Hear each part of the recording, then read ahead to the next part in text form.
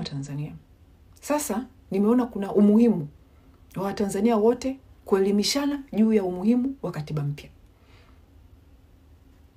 Kama jinsi tulivyoelimishana kipindi cha uchafuzi, maana sio uchaguzi, uchafuzi, tulivyoelimishana juu ya no reforms no election, tulivyoelimishana juu ya umuhimu wa maandamano, inabidi pia tuelimishane juu ya umuhimu wa katiba mpya, ili watu waache kudai kero kero za maji, waache kudai sijui kero za elimu, sijui kero za nini.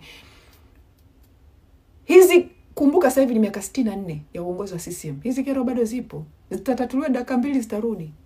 Kwa hiyo kudai mabadiliko ya hizi kero hayatoleta change zozote.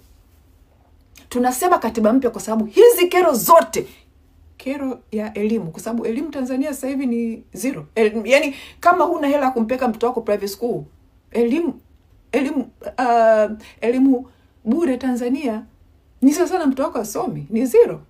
Sasa hivi the last 10 years elimu Tanzania imekuwa inashuka, lakini the last 4 ndo kabisa imeshuka. Huduma za afya, sijui hakuna dawa, kero za rushwa, kero za ufisadi, maji hamna. Na kama sasa hivi yani kuna hii kero ya historia, yani kwamba ni kihistoria kwamba wanafunzi wamekosa mikopo, okay? Mikopo ya kwenda chuo kikuu. Hizi kero zote ziko ndani ya katiba mpya. Zinakuwa solved na katiba mpya. Why am I saying that? I'm saying that kwa sababu haya matatizo yote tulionao, hizi kero zote tulizonazo zinatokana na viongozi ambao hawana uwezo. Zinatokana na uongozi dhaifu.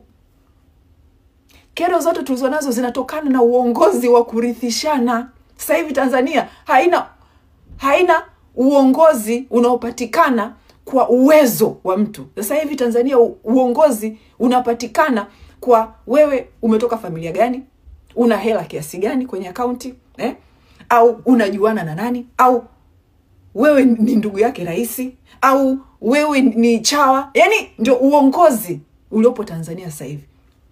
Ndio maana mnaona bunge limejaa ndugu, wana familia na nini, na marafiki.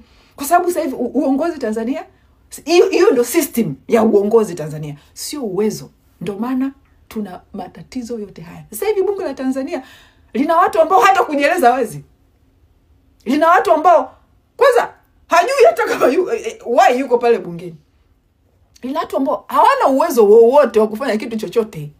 Sasa kwa bunge hili tulilonalo, unadhani nini kinachoenda sasa? Katiba mpya inaondoa huu uongozi ambao hauna uwezo. Katiba mpya inawaruhusu Watanzania kuchagua viongozi wenye vision, viongozi magenius, viongozi wanayojua kuongoza na kuleta maendeleo kwenye nchi. Sasa hivi Tanzania tunaongozwa na zero brain tu. Tunaongozwa na watu ambao hawajui jinsi ya kuleta maendeleo, hawajui jinsi ya kufanya. Wanachokijua wao ni kuiba, kwenda kununua mabugatti, kununua maferrari, kununua manini, wanachojua wao ni kufanya ufisadi, huko kwenye jeshi la wananchi, kununua uniform, uniform moja unaambiwa, unaweza ukaambiwa eti uniform moja imenunuliwa $10,000. Yani jinsi wanavyobill. So hiyo ndio sababu. Lakini katiba mpya inaruhusu Watanzania kuweka viongozi wenye uwezo, wenye vision, wenye maono. Yani mbali na hapo, katiba mpya pia inafanya rais hawezi kuchagua ndugu zake kuweka kwenye nafasi za uongozi. Imagine baada ya yale maandamano yote, Watanzania wamekufa, bado Samia kaenda kujaza jopo la mawaziri na familia yake. Yule waziri wa fedha ni mume wa Nis wa Samia, ni mume wa mtoto wa dada wa Samia, waziri wa fedha. Mtoto wake yuko pale, mdogo wake yuko bungeni, mkwe wake yupo pale kwenye waziri.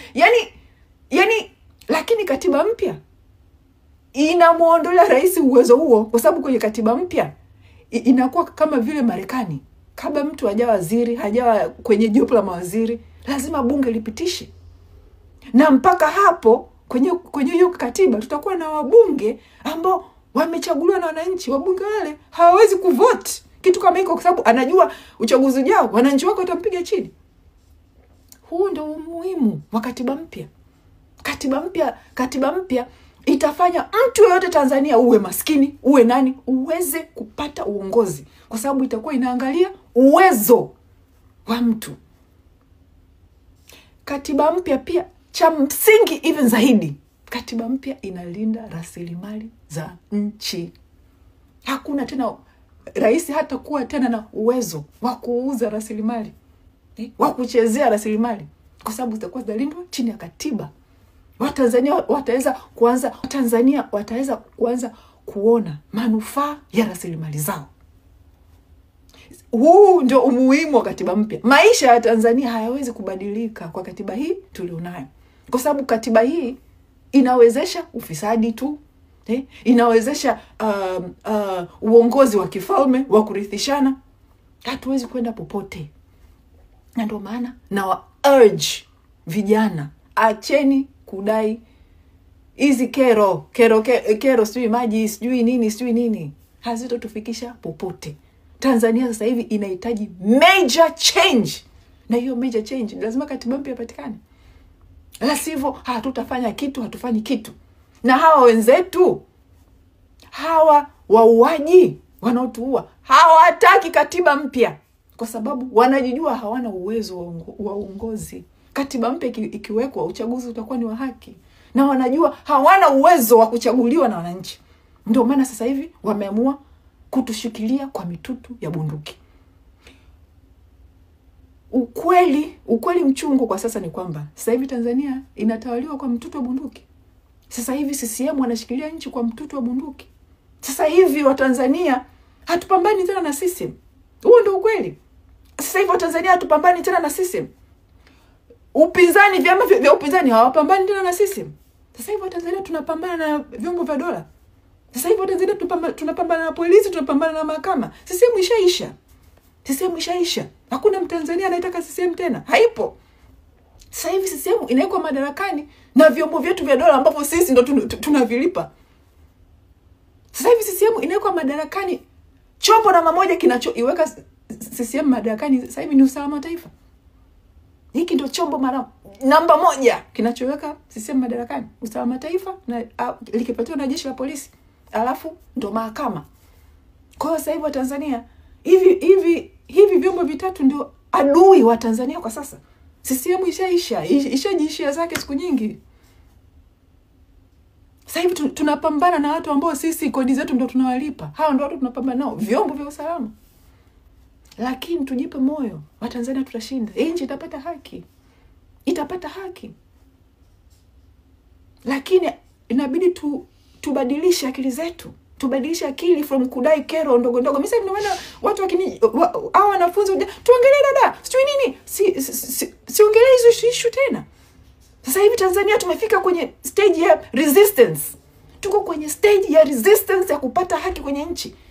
Haki ndio itaenda kubadilisha maisha ya kila mtu. Haki ndio itakuja kuleta amani ya milele. Kwa hiyo inabidi tujichune. Tuache sasa hivi ni muda wa kila Mtanzania kujichune kwenye akili. No more kudai maji. No more kudai umeme. No more. Lakini sasa hivi wao ndo wanataka mdai hivi vitu vidogo. Ndio maana wanasema njoni muongee na sisi tuwasikilize. Kwa sababu wanataka mkadai hivi vitu vidogo. Hawataki mdai kile kitu ambacho ndio kitawaleteeni maendeleo ya kweli. Kitu hicho ni katiba. Na hiyo katiba ndio hawaitaki, wanaipiga daradana. So lazima tusimame kwenye nguzo hizo tatu za kudai changes kubwa kwenye nchi. Katiba mpya, serikali ya mpito, uchaguzi kurudiwa. Hakuna tena mambo ya kudai maji. Hakuna tena mambo ya kudai nchi ina ufisadi, tushapita huko. Hakuna tena kudai, hakuna dawa. Tushapita huko. Tanzania sasa hivi tushavuka. Tuko sehemu ya juu. Sasa hivi tunakaribia kufika. Tuko kwenye sehemu ya kudai katiba mpya ambayo inaenda kubadilisha nchi for good. Na hawaitaki, ndio maana mlimsikia yule muuaji mkuu Samia alishawahi kuongea, kwani katiba si kitabu tu ndio kileta maendeleo? Akili kumkichwa.